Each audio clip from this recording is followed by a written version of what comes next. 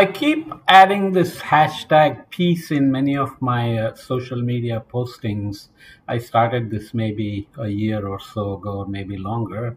Over time, it's always been obvious that climate action is really not possible at its full potential, required potential for meeting global warming targets or keeping global warming to a minimum without peace across the world. And you can see it playing out again and again. Energy markets get perturbed by conflicts, and now critical minerals are being corralled by using military forces, and they become tools of trade, but also tools of monopolies and so on and so forth. So eventually, all the technology transfers, IP transfers, and climate action, global collective actions, and local adaptations, everything will need peace to prevail around the world. So this nice article came out just recently after the Belém COP in Brazil. So I wanted to read it. A lot of words, but we'll read it anyway because they're nice. It's a nice article by one of the UN officials, I think. Belém and beyond: 5 ways to keep climate, peace, and security at the heart of climate action. And here is a prop: with peace, positive climate solutions like clean energy, early warning systems, and climate smart livelihoods, countries can address immediate vulnerabilities as well as deeper drivers of instability. We've talked before about how climate change, climate impacts begin to also induce conflicts, and many times resources are affected by climate, like water and energy, and that leads to displacements, conflicts, etc. Right? So at COP30 in Belém, the site of indigenous protesters gathered outside the venue, calling for protection of their lands, cultures, and security, offered a powerful reminder that climate change is lived long before it is negotiated. So UNFCCC is driving negotiations for global actions, but people are living through climate change already. Uh, the climate impacts are reshaping safety, dignity, and peace for millions. Millions have no control, no agency in the process. Rich countries have emitted all this carbon which has accumulated. The impacts are being imposed on the vulnerable countries, and we are colonizing the future, as somebody has said. Today, over 2 billion people live in fragile or conflict affected settings where climate shocks compound stresses on governance, livelihoods, and social cohesion. Refugees, internally displaced persons are everywhere and especially exposed to climate impacts. And that shows environmental pressure and instability basically reinforce each other. So people exploit resources haphazardly when they are displaced or not getting access, and so on. For policymakers and communities alike experiencing the highest number of conflicts since the Second World War, the climate crisis is a risk multiplier. Obviously, World War II was, very large scale war with engagement from many countries here. These are all kind of small scale conflicts that are spread throughout the world. Ukraine suffering from Russian invasion, Hamas, Israel, Gaza, that mess over there. There are many simmering conflicts at many geopolitical hotspots and so on. So climate peace and security do not really feature in these COP30s as prominently, but the discussions have made it clear that these issues are not peripheral anymore. From technical sessions to regional dialogues, regional dialogues, countries and partners reiterated that climate impacts are shaping patterns of fragility, displacement, and social tensions in ways that demand integrated responses. So both chronic changes and acute stresses of climate are beginning to play into these regional fragilities, let's say, and social tensions. And things get confounded or conflated: religion, climate, resource limitations, and impacts crossing the borders through rivers, heat waves, etc.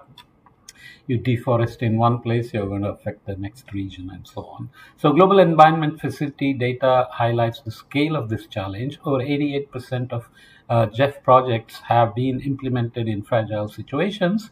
Violent conflict is identified as statistically significant to delays, postponement, and poor terminal evaluations. So climate action and adaptation then have to be considered in an integrated manner with this fragility and vulnerability. The question is how to translate this recognition into action. A tumultuous year in the lead up, some people say tumultuous. I don't know exactly what the pronunciation is, but let's go with tumultuous for now. This is in the lead up to COP30. This has underscored embedding climate peace and security linkages into climate action. That this will be essential for actual effective implementation. So these are the 5 areas the author identifies in her blog on how to carry the momentum forward from COP. COPs have all kind of issues and objections and skepticism and so on. I've talked about it elsewhere as well. First one, integrate climate, peace, security into national climate policies. But exactly how to do that is anything but clear, because internal peace and security do not necessarily mean cross-border peace and security. If you take South Asia and look at all the countries and the regional tensions and their intimate connection into climate change and climate impact, especially the monsoon domains, then you realize how difficult this is. Okay, so how to bring them into mainstream national frameworks to prioritize investments and institutional coordinations internally and cross-border is not very easy. So UNDP is supporting 46 countries to embed conflict sensitivity, risk analysis, and human security considerations into their nationally determined contributions and national adaptation plans and readiness planning. So integration is helping these governments to design coherent and inclusive climate strategies that institutionalize collaboration, improve early warnings, and ensure that national commitments reflect the realities of communities living with both climate impacts and insecurity. So, will internal processes help also cross-border coordinations? We have to see. The big blurb, for policymakers and communities alike experiencing the highest number of conflicts since the Second World War, the climate crisis is a risk multiplier with far-reaching implications for peace and development. India cannot grow economically safely without, having peace in its neighborhood. It's just not possible, right? Second one, link climate action with national security frameworks and climate and environmental justice pathways. Again, I have talked about this elsewhere, written about it as well. The sea level rise and extremes and heat waves and floods, etc., in the neighborhood are a combined vulnerability for the region, and the region is only as resilient as the weakest link in the countries involved. So everybody has to worry about it. Regional leaderships have to evolve in sharing data, sharing early warnings, sharing expertise, technologies, IPs, etc. Right?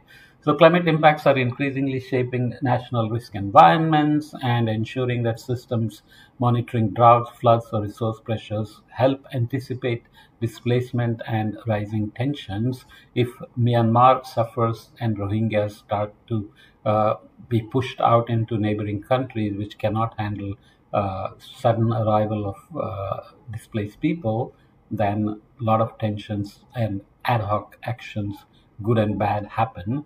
So anticipating may smooth out the process overall. So new legal and diplomatic pathways for climate and environmental justice reinforce the trend. Pacific-led processes brought national climate-related obligations before the International Court of Justice, and a new proposal for the consideration of ecocide as a crime against humanity to International Criminal Court underline nations' concern for climate and environmental security. We use these words, but we have to also be careful about, creating opposition based on such words. Ecocide It's a good word. Legally, how do you define it? How do you decide that it happened? How do you hold somebody culpable? And then how do you penalize them, and how do you make sure that they pay the penalties? And it's a long process. To address this, UNDP's support in vulnerable regions like the Pacific and to efforts like the Common African Position on Climate, Peace and Security is enabling countries to anchor climate action within broader governance and security frameworks. Okay. The third one, deliver peace positive climate solutions through energy access and climate information systems. As I said, sharing data is going to be critical for the climate resilience, adaptation, and national security of all connected countries. Air pollution over South Asia cannot be managed without all the countries coordinating and doing it together. And even China is a big part of this, so you can think of how energy can play into this as well. As an example, in Yemen, years of conflict and fuel shortages have disrupted electricity supplies for hospitals, schools, and water systems. And renewable energies, decentralized solar, wind, whatever can work if there is coordination. And deep conflicts within a region, within a country even, can generate perturbations and displacements that can affect many other countries. And you can see this playing out as anti-immigrant sentiments across the world, in fact. Climate information services are also important across Northwest Nigeria. Automated weather stations and forecasting systems help communities and local authorities anticipate extreme weather, reducing the risk of sudden displacement or pressure on strained services. So, services within border displacements also create huge problems and exacerbate climate vulnerabilities for people who have arrived and people who are already there, right? So I have to worry about these things. Fourth one, access to climate finance. This is more complicated. While fragile and conflict affected countries bear some of the most severe climate impacts, they continue to receive the least support. A UNDP analysis shows that people in extremely fragile contexts receive just $2 per person per year in climate finance, compared to $14 in fragile contexts and up to $167 in other non-fragile settings. This disparity limits the ability of high-risk countries to adapt and build resilience.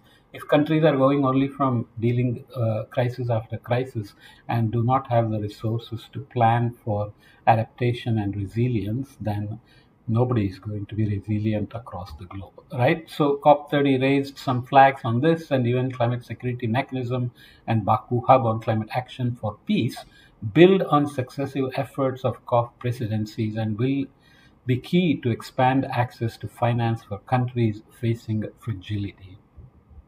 Finally, strengthen regional and cross-border cooperation to manage shared climate and security risks. I mentioned this indirectly as well for South Asia, but this is true for many countries. So climate impacts rarely align with national borders, and they are not general neutral either, as has been pointed out by various people. For example, across Africa's Sahel region, shrinking water resources, degraded ecosystems, and climate-driven livelihood pressures contribute to displacement and instability. Regional efforts that improve climate information sharing, restore degraded landscapes, and support alternative livelihoods are helping communities adapt while reducing pressures that can escalate into tensions and armed conflicts and so on. Okay, so these are the regional efforts that are helping. A future shaped by resilience. Concluding thoughts. The voices from COP30 demonstrated that the link between climate, peace, and security are being increasingly recognized, even if not formally negotiated yet. Progress continues as the IPCC's Progress continues as the IPCC's